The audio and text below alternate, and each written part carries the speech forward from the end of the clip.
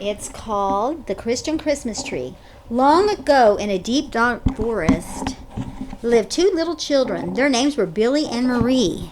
They, unlike many of you... That sounds like Lisa. Yeah, almost does. They, unlike many of you, did not have a mother or father to look after them, kind of like Tupelo's Children's Mansion that we was raising money for. I can't get this Okay, needle. sometimes it gets stuck. When Billy was just 13 years old, there, keep going, and Marie was 10, their parents were killed while riding horseback during a storm. Billy knew how to look after the cattle and work for Mr. Jones, the only farmer in the neighborhood. Marie cooked and sewed for the farmer's wife. Huh? I'm breaking it. Okay, you listening? Okay. Mr. Jones had a little kitty cat that he gave to Marie for milking the cows one afternoon. Marie named the cat Ginger because it was a light brown color with gold shining eyes that twinkled. The two children spent the nights and weekends at their house. It's okay if you eat some.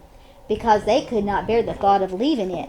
One day while Billy was behind the house, he spotted a tiny fir tree. You think that like that?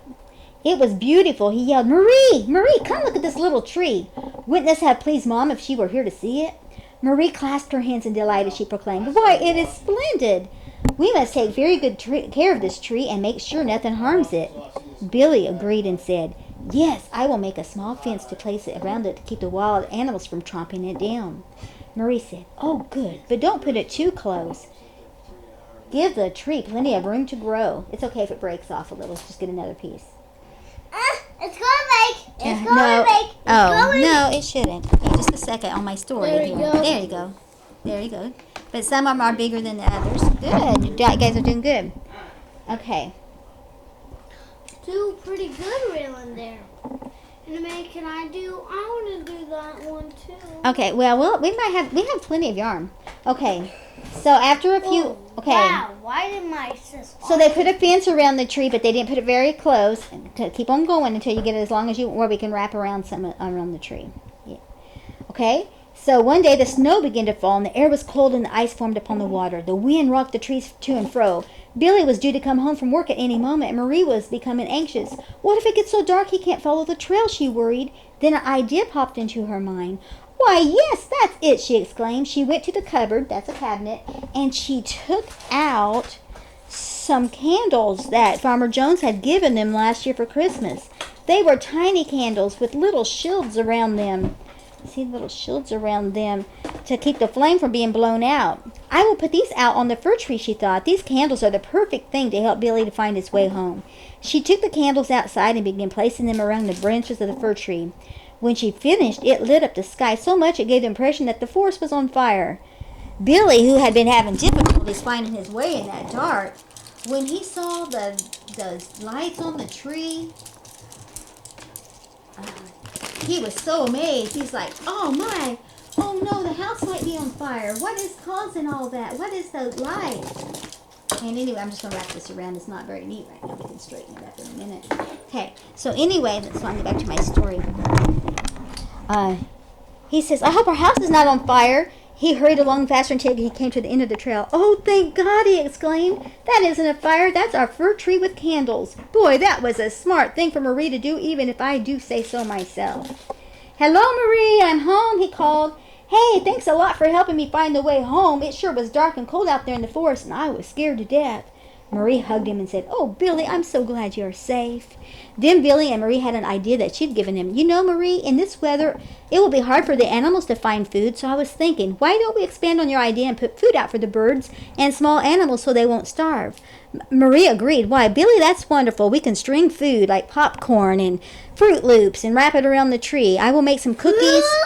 Yeah, it doesn't say that in my story. It says cookies and popcorn. And for an extra bit of color and flavor, cherries would be a delight. And you guys had strawberries today. Hey. But we're not going to put them on the tree. Oh, look at these. This kind of look like them, don't it? Says, I forgot to tell you, last week the parson's wife gave me some cinnamon, brown sugar, and a large bowl of cherries for an early Christmas present. Why, that is super, said Billy. Come on then, let's get busy. Marie began popping some popcorn while Billy found some white thread to string it on. Then Marie made some sugar cookies and cut a slice near the top of each cookie so they could be strung also. After the cookies and the popcorn were finished, Billy took the fence away from the tree. They wrapped the popcorn around the tree, which we're going to do in a little bit when you get those made, keeping a safe distance from the candles. The cookies were then hung like ornaments from the branches. See, like we got some ornaments hanging on there. We can pretend like they're cookies. All right, and then it was so pretty. The children stood back in awe.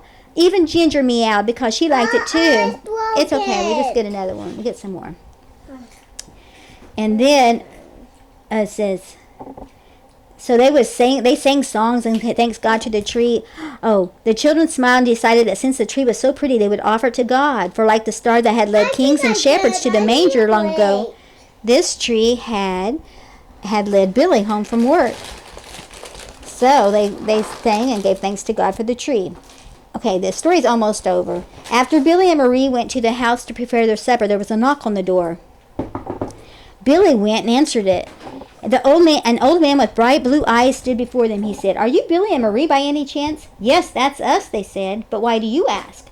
The man paused before answering. "You don't remember me, I'm sure, because I lost track of your parents long ago. I just found out from Farmer Jones that they used to live here. He explained to me that they had passed away about 2 years ago, but they left behind 2 beautiful children. Farmer Jones also told me that this was a dark and dense forest, and I would be wise to wait until morning to come visit you. I decided to risk it. I came this far, and no reason to stop now," he said. "The forest sure was difficult for a while, but then I saw a great light that lit up the sky. I didn't know what to think, but I kept on walking. Then I saw that the light was created by the candles on a fir tree. I knew this cabin must be yours, and so it is.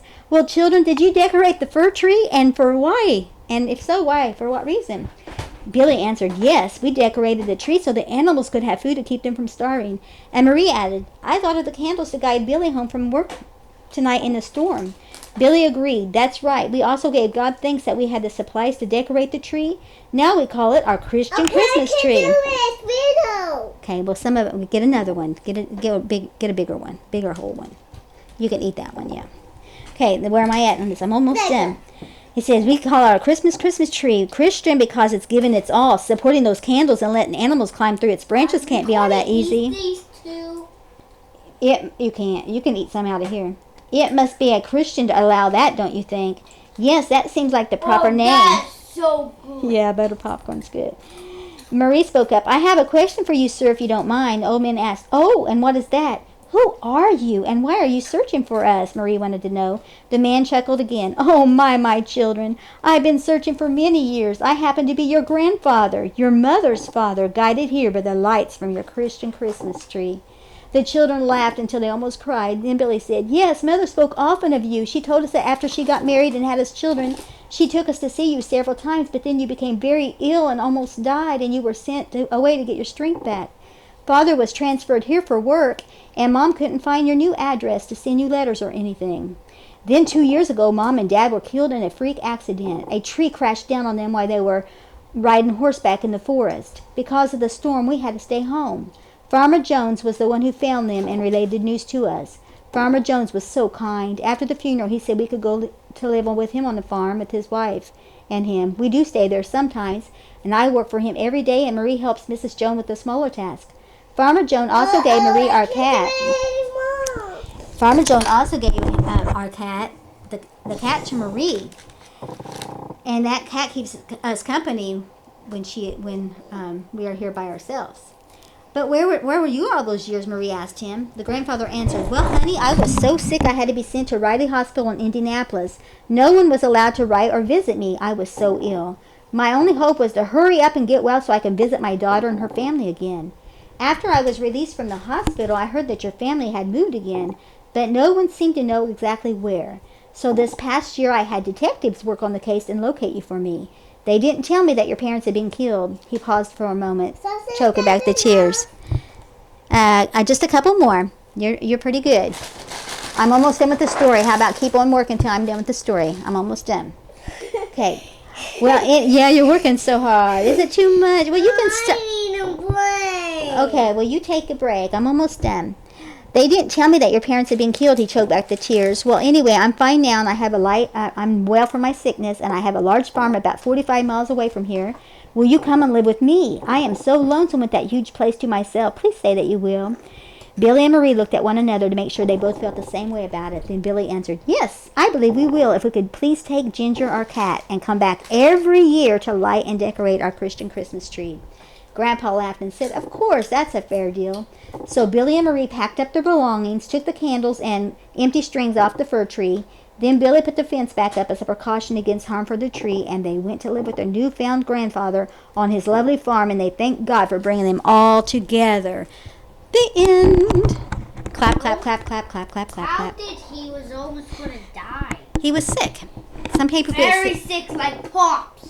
Yeah. But they got him out of that kind of sickness. Yeah, well, sometimes people get cancer Yeah, or that's how he pneumonia died. or That's different how he kind of died. illnesses. That is pneumonia. Pneumonia is something they get. It's kind of like a cold that you get down in your lungs, and it's really hard to get well. It's in your breathing. You have to go to the doctor, right? Mm-hmm. Yeah, and he That'd did. be dead. Yeah, or be dead. Okay, so did you like that story? So as soon as you guys get that done, let me see what it's going to look like. Oh, yeah, when you wrap some around the tree. And you, okay, are you done, you said? Okay, let's see what yours will look not like. done. Oh, yes, that's nice. Okay. Now can I eat this off? Yes, you can eat that, and I'm going to take a picture of the